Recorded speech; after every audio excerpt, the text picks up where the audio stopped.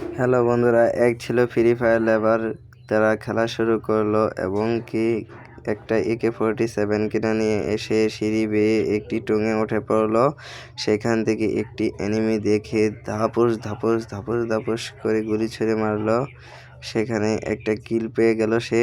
তার কিলটা অন্যজন আর একটা চুরি করে নিয়ে যায়, কিন্তু সে কিলটা পায় না। পরে একটি কিল পায়, সে কিল করে এমনকি আরেকটি কিল করার জন্য সে টুঙে থেকে লাফ দিয়ে দৌড়ে গিয়ে এনিমির দিকে ছুটে যায়। সেখানে তার এক বন্ধুকেও গুলি করে নক করে রেখেছে।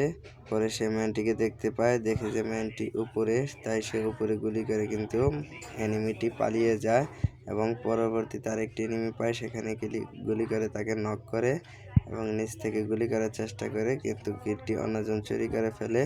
পরে দৌড়ে গিয়ে তার নক করা বন্ধুটিকে রিভাইভ দেয়। আর ভিডিওটি ভালো লাগলে লাইক করো।